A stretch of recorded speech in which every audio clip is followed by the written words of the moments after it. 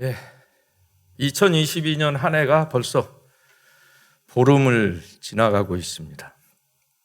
지난 한 해를 돌이켜보면 더 잘할 수 있을 것 같았는데 하는 안타까움이 개인적으로 있습니다. 하지만 이미 지나간 일입니다. 우리가 되돌릴 수 있는 일도 아니고 지금까지 어떻게 살았느냐 하는 것보다도 올 한 해 어떻게 살아가야 할 것인가가 더 중요하다고 생각합니다. 올해에도 틀림없이 세상적으로 어려움은 계속될 것이고 믿는 우리들에게는 영적으로 사탄의 공격이 계속될 것입니다. 한 가지 안타까운 것은 매년 새해가 되면 저희가 많은 다짐을 합니다만 마치 녹음기처럼 매년 똑같은 다짐을 되풀이하고 또 쓰러지고 또 되풀이하는 일들을 매해 지내오고 있습니다. 말씀을 소홀히 하거나 말씀을 들어도 전혀 변하지 않고 여전히 세상을 쫓아가는 삶을 살고 있기 때문입니다. 올 한 해만큼은 어떻게 살아가는 것이 주님이 원하시는 삶인지 말씀을 통해서 함께 나눌 수 있었으면 좋겠습니다. 오늘 본문은 여러 번 접해본 본문입니다. 에베소서 4장 17절부터 24절 함께 교도하시겠습니다. 제가 먼저 읽겠습니다. 그러므로 내가 이것을 말하며 주 안에서 증언하노니 이제부터 너희는 이방인이 그 마음에 허망한 것으로 행한 같이 행하지 말라. 어두워지고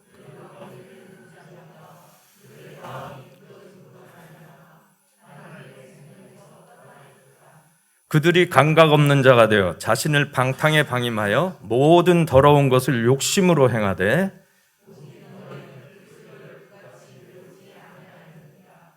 진리가 예수 안에 있는 것 같이 너희가 참으로 그에게서 듣고 또한 그 안에서 가르침을 받았을진데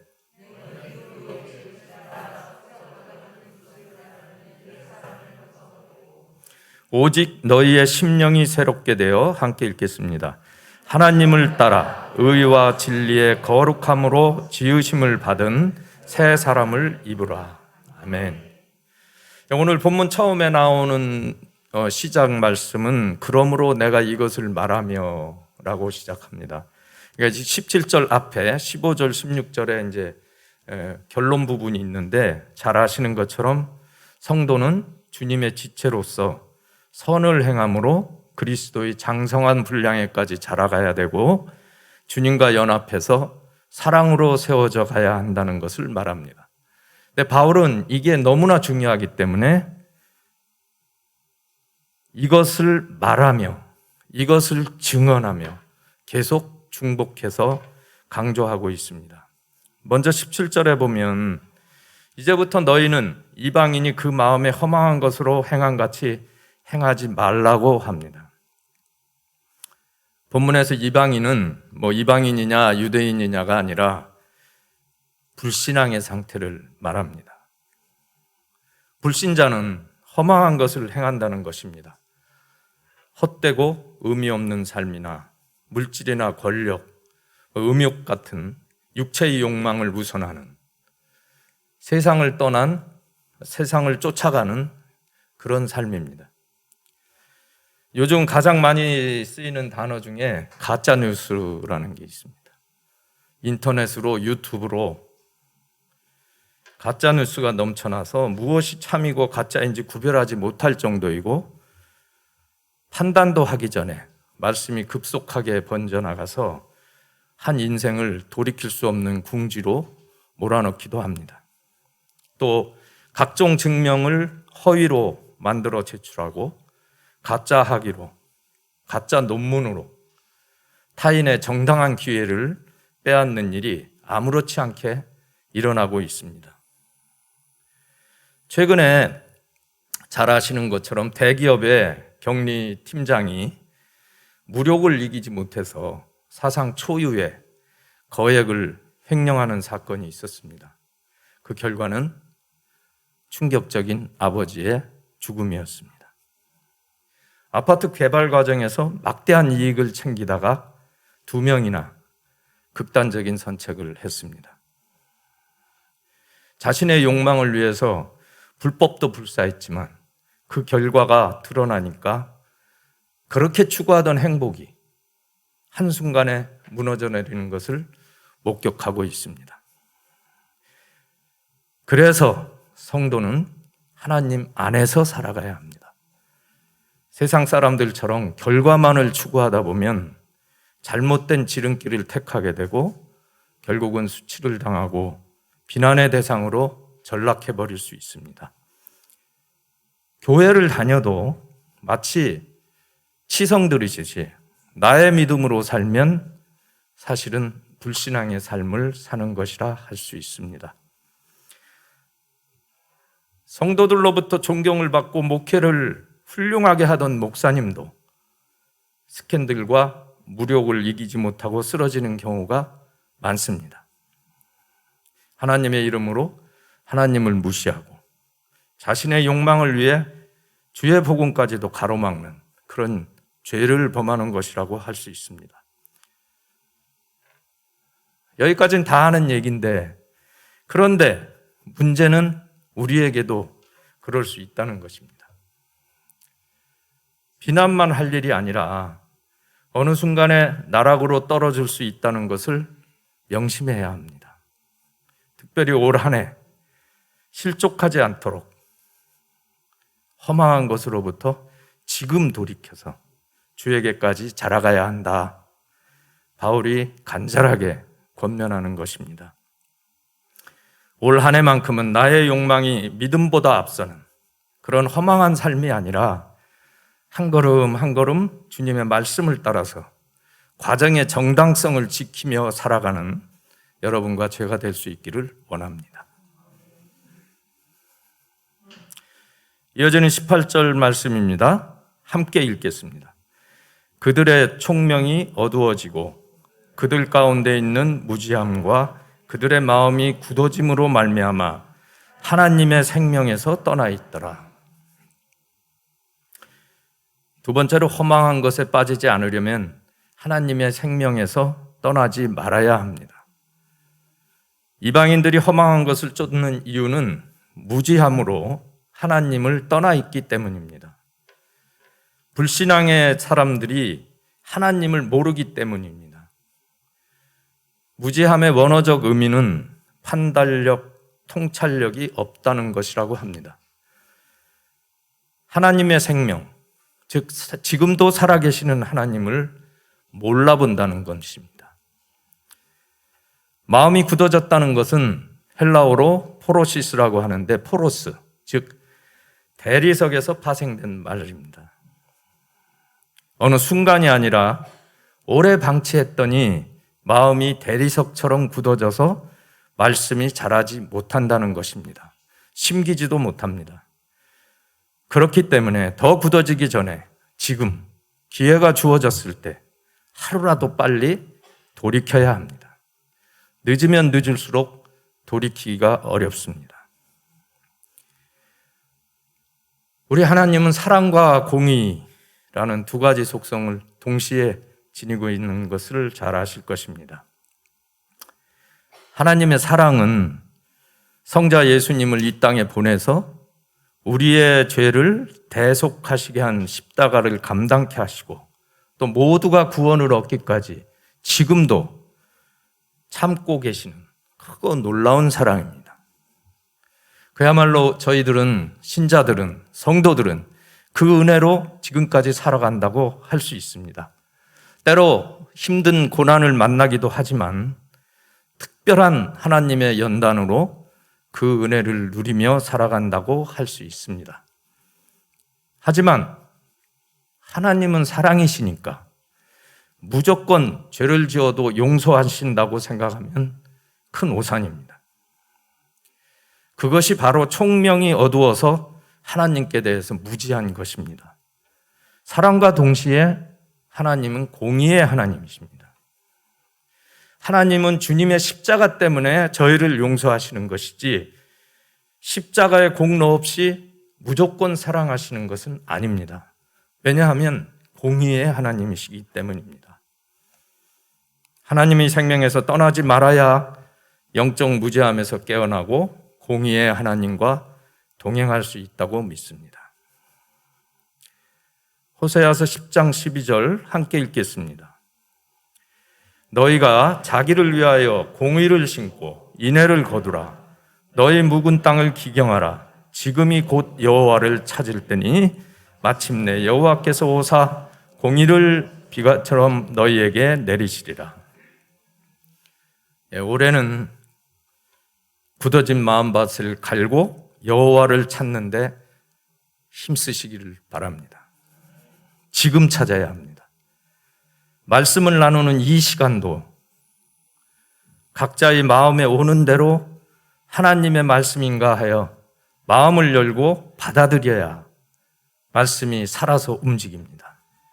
마음에 들든 안 들든 모든 현상 속에서 하나님의 메시지를 발견할 수 있는 영적 통찰력을 회복해야 합니다.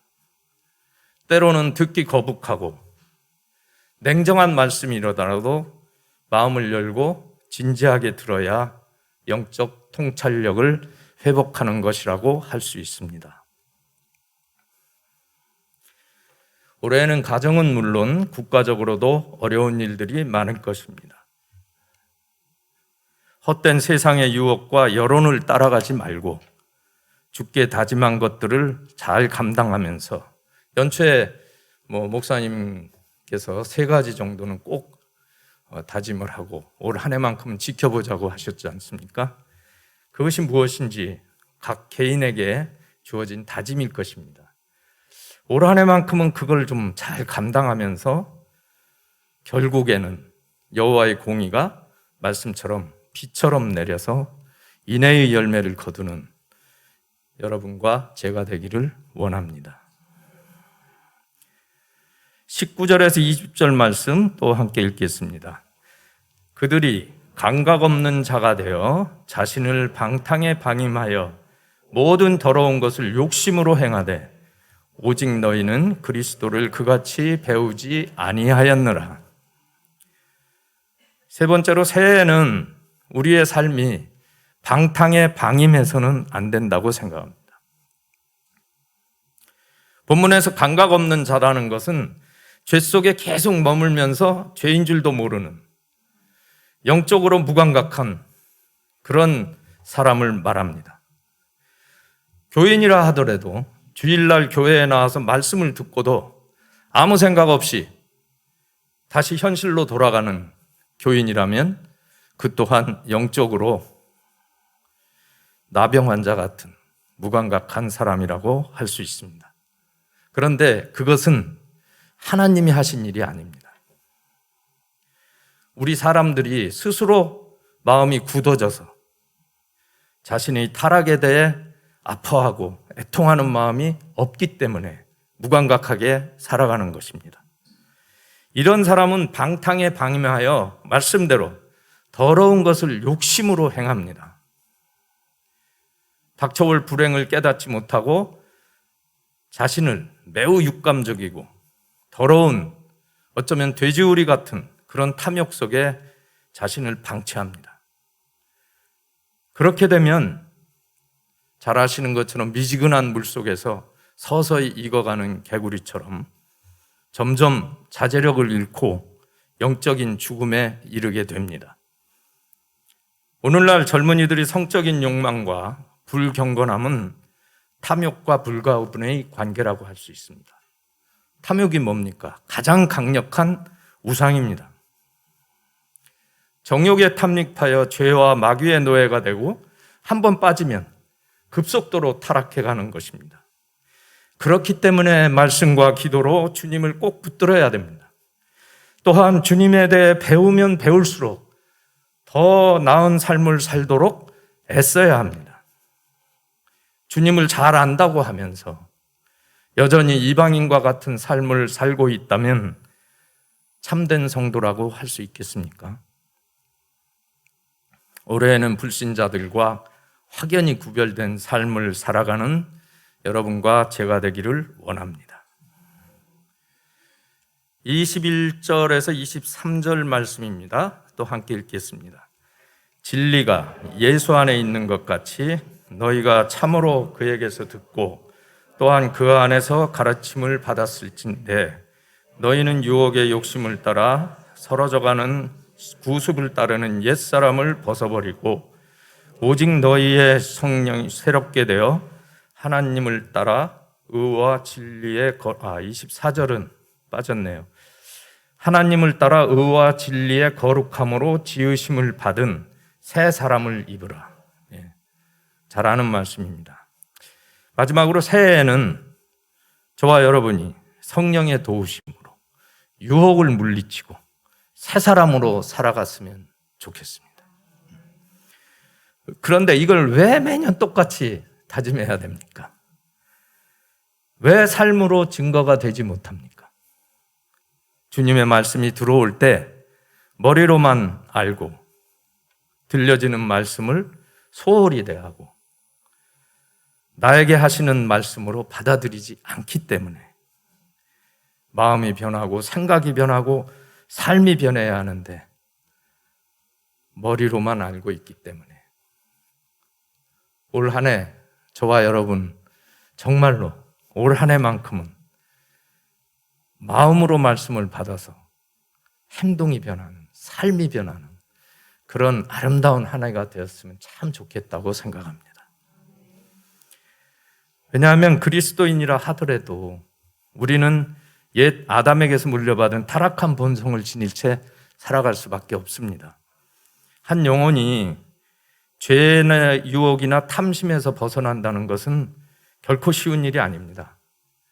조금만 방심하면 여지없이 욕심이 공격해 옵니다. 자기의 욕망을 따라서 열심히 행복을 추구하지만 오히려 더욱 비참한 결과가 기다리고 있을 뿐입니다. 22절에서 유혹의 욕심을 따라 해서 유혹이라는 것은 원어적으로 거짓에서 비롯된 욕망이라는 뜻입니다. 악마가 거짓 천사로 변장해서 그럴듯한 욕망으로 우리의 인생을 어둠의 나락으로 밀어넣는 것입니다. 우리 주위를 들어보면 우리를 속이려는 악한 세력들이 얼마나 많습니까? 인터넷이나 유튜브에는 일시적인 쾌락으로 유혹하는 불량물들이 넘쳐납니다. 마음에 드는 이성을 만나면 즐겨라, 내 인생이다. 거짓에서 비롯된 저급한 욕망의 메시지가 우리 젊은 청년들을 유혹하고 있습니다. 미혼모 문제, 낙태 문제, 혼전 동거, 이혼 증가, 약물 중독 같은 불행한 삶이 주위에서 쉽게 볼 수 있습니다.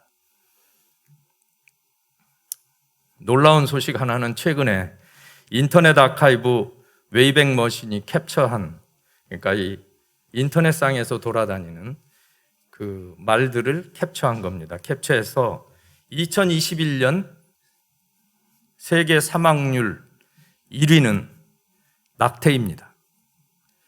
무려 4,260만 명이 낙태로 인해서 생명을 잃었습니다.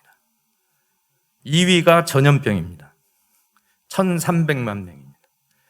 낙태로 인해서 생명을 잃는 것이 전염병으로 생명을 잃는 것보다 3배나 많습니다.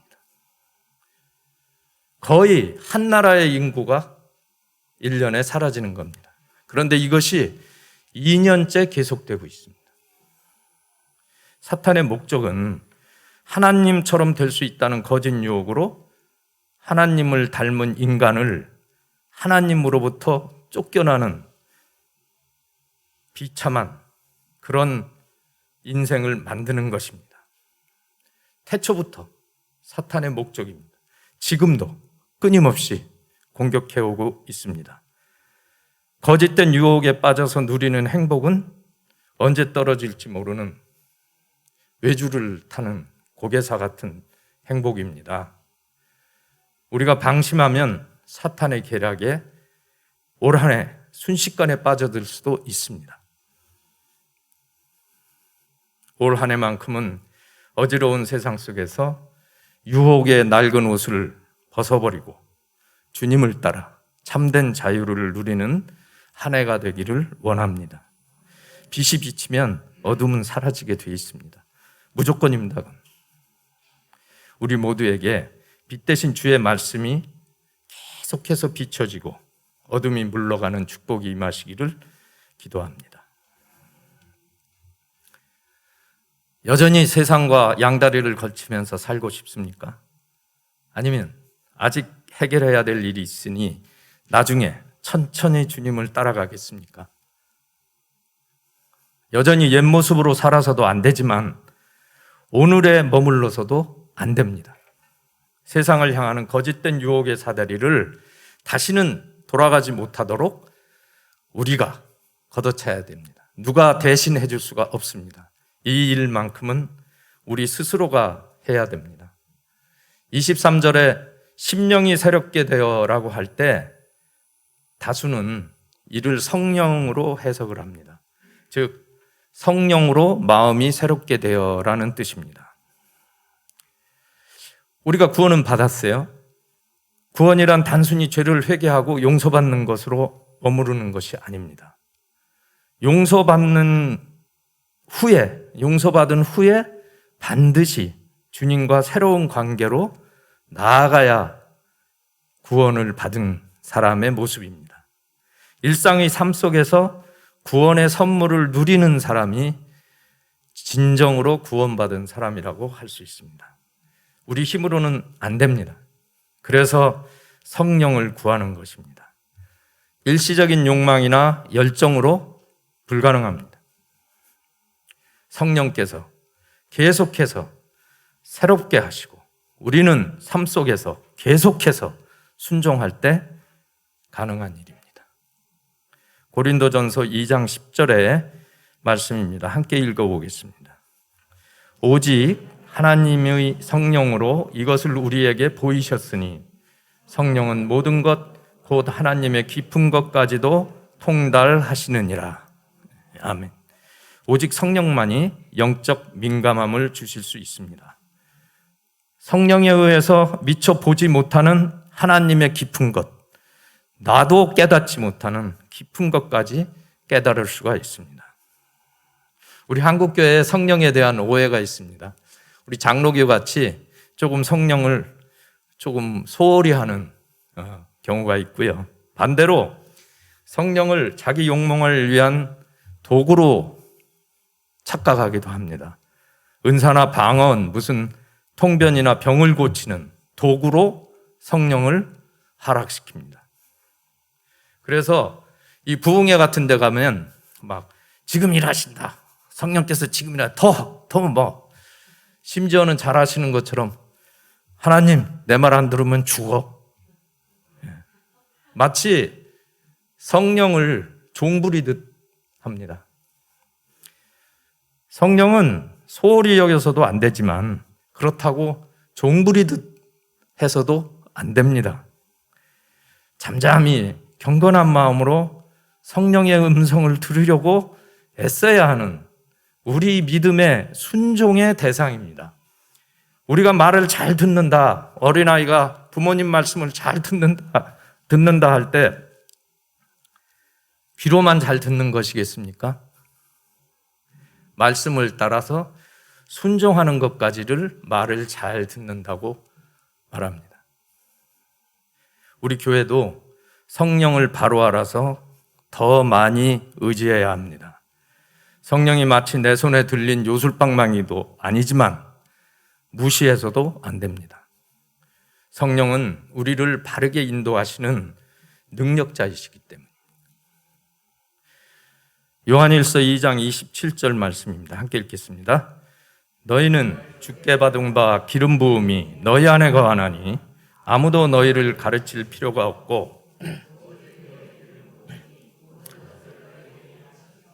또 참되고 거짓이 없으니 너희를 가르치신 그대로 주 안에 거하라. 주께 받은 바 기름 부음 뭐겠습니까? 즉 성령이 우리 안에 거하면 따로 가르칠 필요가 없습니다. 아무리 잘 짜인 설교라 할지라도 성령의 기름 부음이 없다면 그냥 이 마이크를 통해서 증폭되는 소리에 불과할 것입니다. 성령의 감동이 있어야 울림이 있습니다. 우리가 모두 불완전한 사람입니다. 불완전한 사람끼리 다른 사람을 가르친다? 어불성설입니다. 변화시킨다? 더욱 불가능한 일입니다. 지금 우리 안에 성령님이 일하셔야 내 마음이, 내 말이, 내 행동이 변하는 것입니다. 성령은 이론이 아니라 생명을 살리는 어떤 생수 같은 그런 실체이기 때문입니다. 그런데 어떻게 해야 내 안에 성령이 일하실 수 있을까요? 마음이 정결한 자는 복이 있나니. 십자가의 능력으로 마음이 청결한 자들만이 거짓 유혹을 물리치고 성령의 인도하심에 순종할 수 있다고 믿습니다. 우리 모두가 마음을 청결케 하여 성령의 인도를 따라 하늘의 복을 누리며 주 안에 거하는 은혜가 있기를 기도합니다. 마지막 24절에 새 사람을 입으라 해서 새 사람은 잘 아시는 것처럼 타락하지 않고 거룩한 삶을 사는 사람입니다. 과거의 혼돈과 공허로부터 하나님의 형상을 닮은 사람으로 변해가는 것입니다. 우리가 가지고 있는 인격적인, 인간적인 본성이 점점 더 좋아지는 것은 아닙니다. 예수님의 성품으로 완전히 바뀌는 겁니다. 그러니까 우리가 지금까지 살아온 생각과 행동들이 예수를 믿으니까 조금씩 더 좋아졌다. 그것이 아니라 우리가 송두리째 예수님을 닮은 모습으로 바뀌어야 됩니다. 마치 주님을 알기 전에 우리의 모습은 태초의 인류의 조상이 나뭇잎으로 수치만 가린 것처럼 낡은 옷을 입고 있는 것과 마찬가지입니다. 아직도 과거의 습관에서 버리지 못한 욕심이 있다면 성령의 불로 낡은 나무 옷을 완전히 태워버려야 합니다. 교회만 왔다 갔다 하는 교인이 아니라 십자가 보혈로 깨끗해진 진짜 성도다운 삶을 살아가야 합니다. 유대 바리새인처럼 위선적인 거룩함이 아니라 단순히 인간적인 사랑, 인내, 무슨 선함 이런 게 아니라 예수님을 따라 완전히 바뀌고 다시 태어나야 하는 것입니다. 또한 새 사람을 입는다는 것은 입든지 벗든지 우리가 택해야 합니다. 교회 안에서뿐만 아니라 교회 밖에서도 새 옷을 입고 살아가야 합니다. 육적인 모든 부분을 내려놓고 영원히 마르지 않는 주님의 생수로 우리를 채워가야 합니다. 그래야 오로지 주님께 속한 성품만이 삶 속에서 드러나게 될 것입니다. 참 어려운 말입니다. 이렇게 말하는 저 자신도 쉽지 않은 얘기인 줄 압니다. 그런데 저는 희망이 있다고 생각합니다. 왜? 제가 예수 믿기 전과 지금 나의 생각과 행동이 그래도 그때보다 좋아지고 있다면 아기 예수가 이 땅에 오셔서 인류를 구원하신 구원자로 성장해 가신 것처럼 우리도 새 옷을 입고 화려하진 않지만 조금씩 자라가고 있다는 증거라고 생각합니다. 어김없이 올 한 해의 마지막은 분명히 찾아올 것입니다. 세상 허망한 것과 방탕에 빠지지 말고 생명이신 하나님 앞에서 성령의 인도하심을 따라 주님과 동행하며 완전히 새로워진 성도의 삶을 살아보는 한 해가 되었으면 참 좋겠습니다. 주님, 올 한 해도 나의 부끄러움을 가려지고 작은 빛이지만 만나는 소금으로 열심히 살았습니다. 주님 감사합니다. 그렇게 고백할 수 있는 여러분과 제가 되기를 간절히 바랍니다. 이해가 가기 전에 하나님의 인내하심이 끝나기 전에 허무하고 거짓된 우리의 욕망과 유혹을 물리치고 말씀과 기도로 진리의 삶을 살아가고 그런 삶으로 주님을 전하는 그런 복된 한 해가 되시기를 소원합니다.